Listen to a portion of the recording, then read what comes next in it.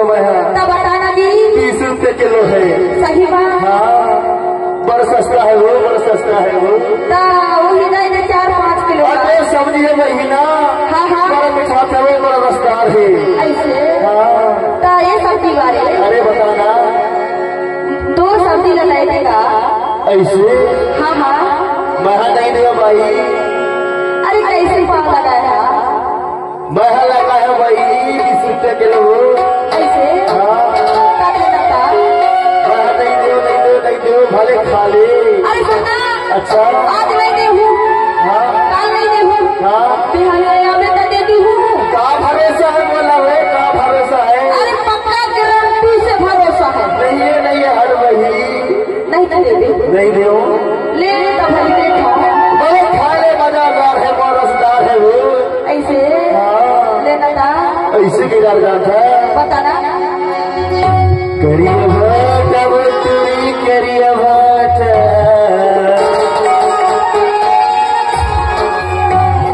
खाली मजादार दी करिए भाट। हाँ वही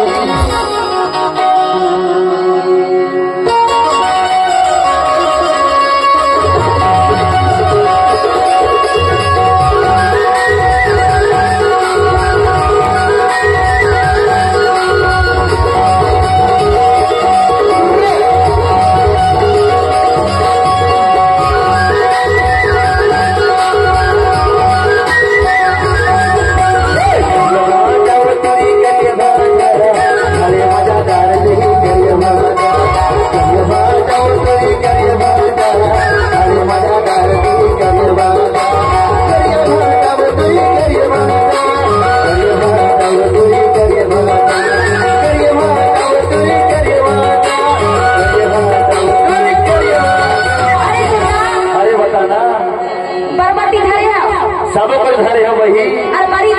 बड़ी धरे हो टमाटर धरे हो गोभी धरे हो। अरे लहसुन प्याज ज्यादा नहीं। अच्छा हाँ हिसाब से सुनना। हाँ करिया का जोड़ी करिया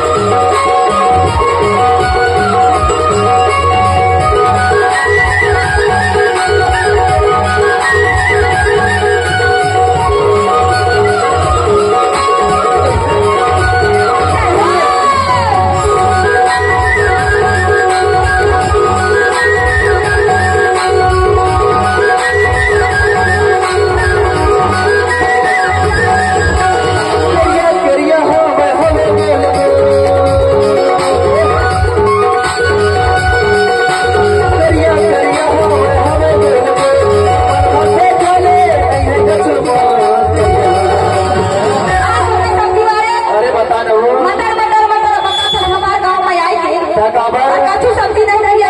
अरे भरे हम वही तब कही तो सब कुछ मिल के है वो। ऐसे करिया भात का जोड़ी करिया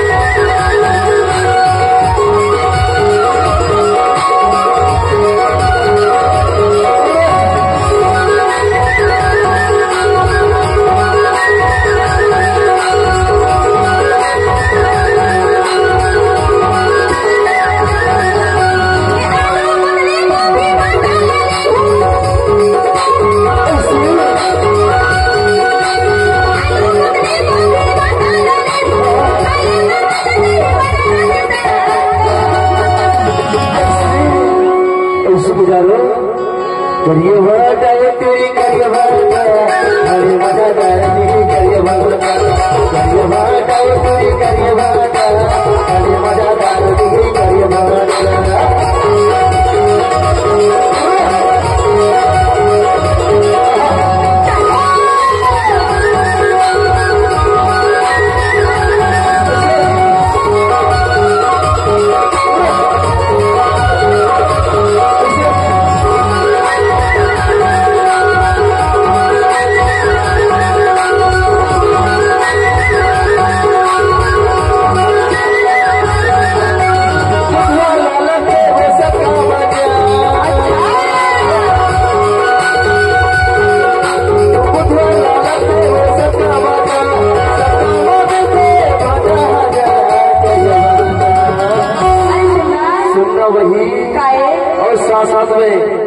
ईश्वर दीदी और जीवन भाई का बोला तू ऐसे के जान अरे सुनना तेरा अच्छा हमारे गांव में आए थे। हाँ मैं तभी से देखा था।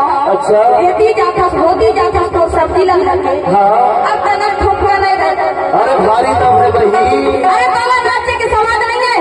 अरे भाई ना सकता सब कुछ कर सकते बही अरे नहीं ना और साग सब्जी खाने बेच सकते हो।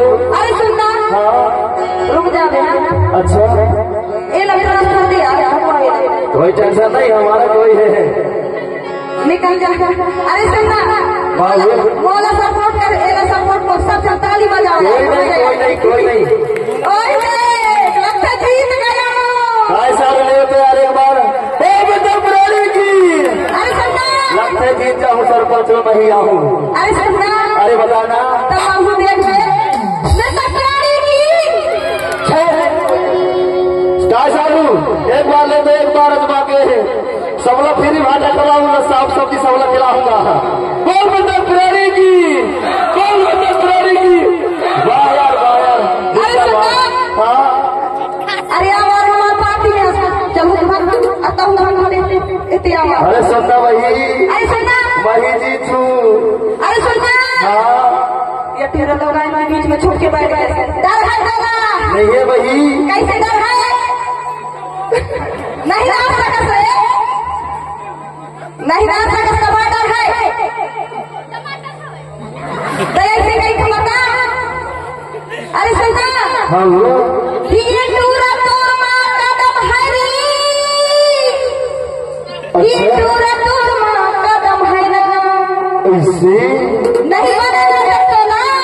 अरे बच्चे अच्छा मैं यहाँ देख सकता हूँ। ये वही तोरमा कहता है ये पूरी तोरमा कदम है अरे मैं पूरा नहीं हूँ समझाई हूँ अच्छा बहुत बड़ा ही मारू समझे। ऐसे